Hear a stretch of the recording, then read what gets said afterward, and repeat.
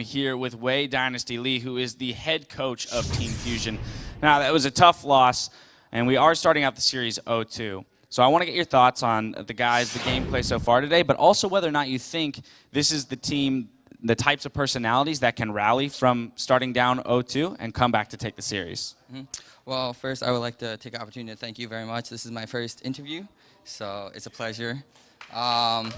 And I would like to thank our opponents, F5. You know, they're a very strong team. We've never taken them lightly, and they've shown that they can compete with us for sure. But on the second hand, you know, I'm not worried at all. Our team is very experienced. We won't tilt that easily, and I think you'll be maybe seeing 3 more games. Fantastic. I'm sure the crowd would love to see 3 more games, and they've been fantastic and close in both of them. Now let's move on to you specifically. As you said, this is your first interview, so I want to touch a little bit on your involvement with esports and league. So where did it all start? It first started about 3-4 years ago.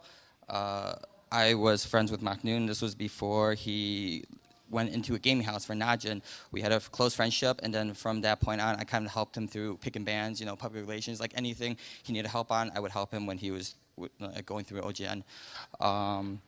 And my owner right there, Alden, you know, what a fantastic guy. But basically, I was a moderator for Noon, and I knew a person who was in contact with Alden, and he came up to me one day. He's like, I think we can make a team. I'm like, all right, this is really sketchy.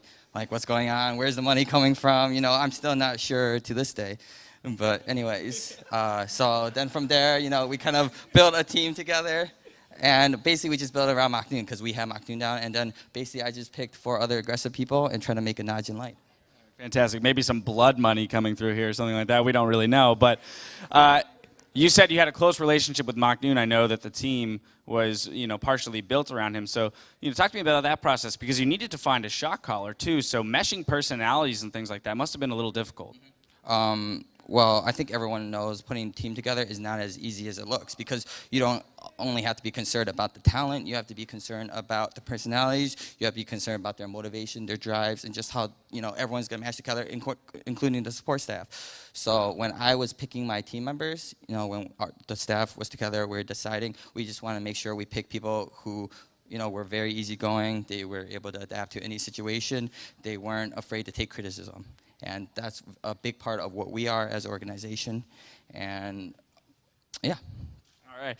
Well, what are the unique aspects of this team, though? Because again, you kind of created this within 2 months. So I have to imagine that you're even discovering new things about your players to this date. It isn't all just like, oh, yeah, we've been together for 5 years. Everyone knows everything about each other. Yeah, so I guess one unique characteristic about our team compared to every other league team is our very large support staff, which, you know, they're sitting right here, sitting right over there. It just kind of shows you how dedicated we are to making sure we kind of improve the NA scene as a whole. Because even if we lose this match and we go on to lose the next match, you'll still be seeing more from us. You know, we're here to stay, and we're here to really improve the NA scene, and that's what we're all about. All right, now talk to me a little bit about the Chunky versus Glebe scenario, because it's very interesting to see in an NA team a position that can be swapped out, and you have played with both players. Exactly. So when we were first making our team, one thing that we wanted to take away is the good points of other teams that are really good. For example, Korean teams, they have many support players. Chinese teams, for example, OMG, they ran with Cloud and Dada 7. So we kind of took from them, and we want to just see what support kind of fit at the time.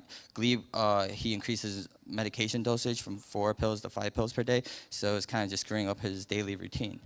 But, you know, we were very fortunate that we had such a good talent in Chunky. You know, he's just an incredible guy, one of the nicest guys I've ever met. He's just so shy, so he hasn't really had many opportunities in the scene.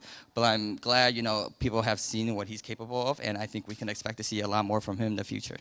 Fantastic. Now, one final question. As you said, you have a major support staff who are back there helping the team out right now in between games. But you, as as a head coach, if you did have the opportunity to be back there with them right now, what would you say going into this all-important 3rd match?